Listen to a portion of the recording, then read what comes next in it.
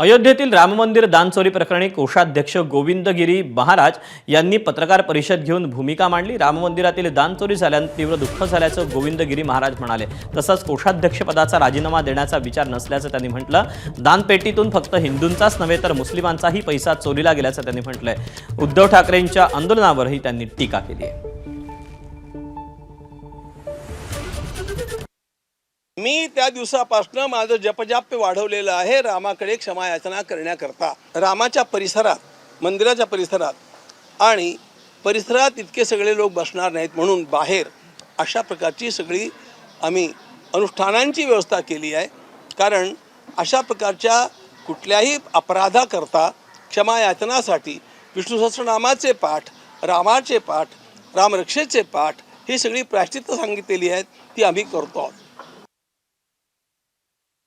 मुझे स्वयं को पता है कि इसमें केवल हिंदुओं का पैसा नहीं है, हमारे मुस्लिम भाइयों ने भी इसमें दान दिया है। मैं औरों की बात क्यों कहूँ, मेरे गांव के मैं बेलापुर का हूँ, वहाँ पर मेरे गांव के मुसलमान भाइयों ने मुझे मस्जिद में ले जा करके और बिल्कुल मस्जिद के इंटीरियर में ले जा करके जय श्री राम के नारे लगा करके 51,000 रुपये दिए थे। राम भक्तों का यह धन है, ये चढ़ावा राम भक्तों का है और रामद्रोहियों ने खाया है, इसलिए उनको दंड मिलना चाहिए। इसमें हिंदू हिंदू की बात मत लाइए। या घोटाळ्याशी माझा काही संबंध नसल्याचं राम मंदिर ट्रस्टचे कोषाध्यक्ष गोविंद गिरी महाराज यांनी म्हटलंय। तर या घोटाळ्यात संपूर्ण विश्वस्त असल्याचा पलटवार काँग्रेस प्रदेशाध्यक्ष हर्षवर्धन सकपाळांनी केला।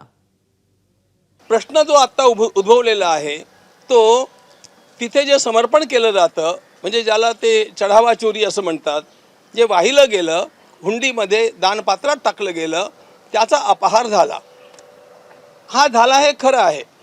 पण त्या गोष्टीशी, त्या क्षेत्राशी माझा आधीपासून काहीही संबंध राहिलेला नाही। कोषाध्यक्ष पदावरच्या व्यक्तीने माझा काहीच संबंध नाही हे म्हणणं हे हास्यास्पद आहे।